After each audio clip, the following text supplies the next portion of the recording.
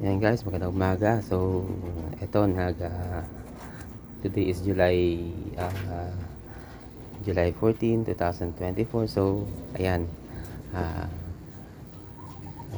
ito yung solar setup na pinost ko noong nakaraang araw. So, simple solar setup. So, hindi pa siya ganun ka kaayos yung wiring kasi yun nga, for testing pa lang din. So sa ngayon, nag-try ako magluto. Today Sunday, no? Nagluto ako ng try magluto ng sinigang na manok. Ayan, so it is connected on the solar. Ayan, nakabit siya. So ito yung setting extension niya. Sa likod nitong inverter na to yung extension papunta dito. Ayan, so ito yung sinigang na manok ang luto ko. Okay, ayan.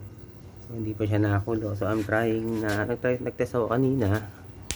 So, medyo maaga-aga pa kasi. Pero I put it agad in high.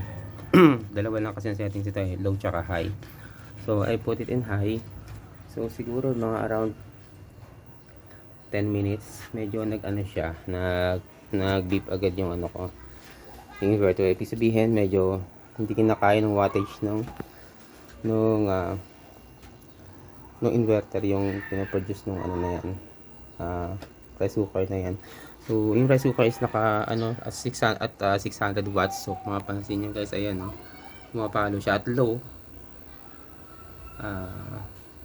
ng 255 watts. Pag hinay ko yan, almost umabot siya kulang 500 watts. So ayun, so ayun, kumukulo na siya at low na, kumukulo na. So ito naman isa kong so this one is the 12 volts setup. Wala pa isang battery, hindi ko pa kinakabit kasi pinulong na ako ng wire. Pero ito yung inverter niya ginagamit. So nakabit ko yung dito yung itong charger ng aking phone. Kabit siya.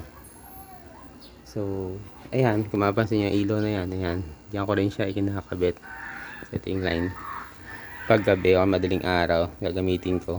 So ayan, so ito yung sangkap ng aking sinigang. So mamaya balitaan ko kayo guys kung anong setup ito. So ayan, kumukulo na siya at low. Okay, so hindi naman siya nag-beep so now. So bali 25.26, ayan, 25.7 lalaro yung aking charge. So ayun, charging yung aking from the solar, charging sa akin sa battery na yon at 26.1. So balitaan ko kayo mamaya guys. Okay, bye.